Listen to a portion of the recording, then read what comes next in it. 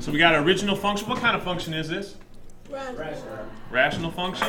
At Austin Polytechnical Academy on Chicago's west side, students in this advanced placement calculus class are learning about integrals, infinite series, and derivatives. So she brings that -2 out in front times x to the -3. Now what's she going to do next?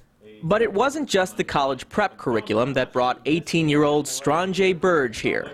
It was like they had like a different approach to high school learning. Like some kids will go to a different school and they just focus on the basics like math, social studies, reading and all that. But here they showed us something different. That something different is the result of an unfulfilled demand for highly skilled, highly educated personnel in the manufacturing sector. Our mission is to educate the next generation of leadership in advanced manufacturing. Erica Swinney is the director of career and community programs at Austin Polytechnic Academy. The baseline is, having a high school diploma, but in a lot of ways that really doesn't mean anything anymore in terms of specific skills. So what we do at Austin Polytech is that we have our students have a chance to earn nationally recognized credentials in machining. So we're going to insert the chuck key. And this chuck key I like using because it springs back. There's no way of leaving it in by mistake. It's instruction like this that sets Austin Polytech apart.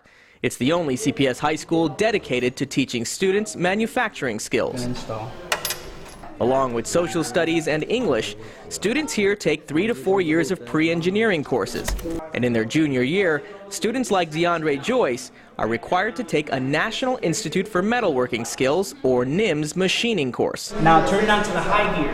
The high gear? Yeah, high gear. So when our students graduate, they'll have their diploma, like every high school graduate should, but then our students can have up to 2 of these NIMS credentials, which regardless of, again, what their post-secondary goals are, they can be a relevant, contributor to an advanced manufacturing company.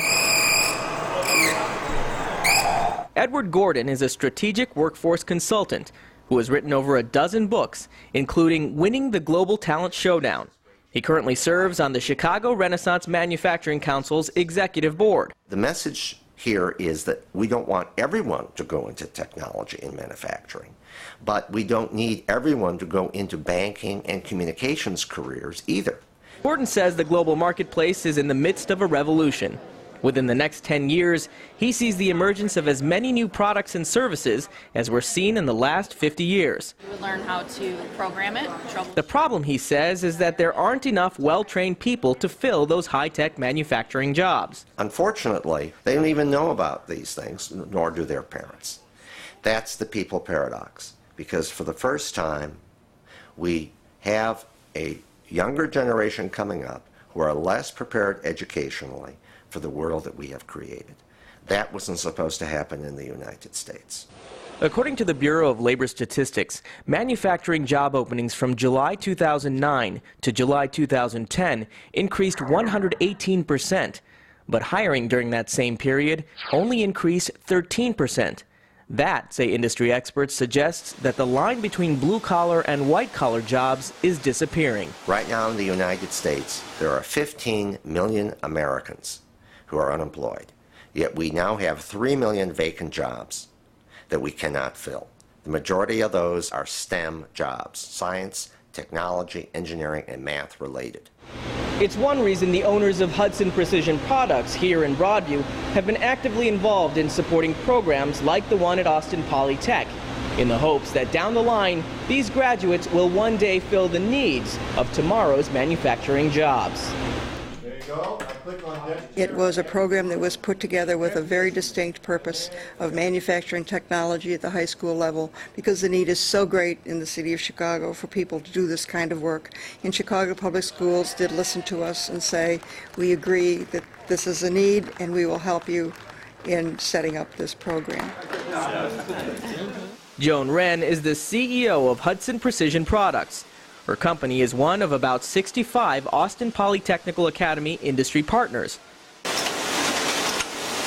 Companies like hers have provided job shadowing and apprenticeships to students like DeAndre Joyce.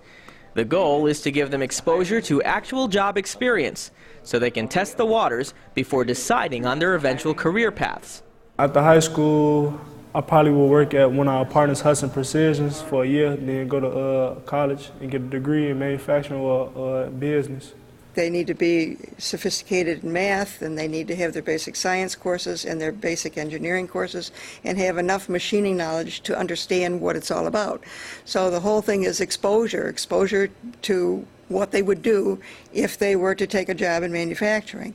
And for students like Stranjay Burge, being proficient in calculus is just as important as learning real-world skills that can keep her afloat if college has to be put off. They showed us that coming out of high school, we can get a good paying job just by actually doing what we had to do in high school. So by them offering us the engineering classes and stuff, so it was like, even if I decide to wait, I'll still be able to get a good job. You would agree with what she's saying then? Yes, I say that.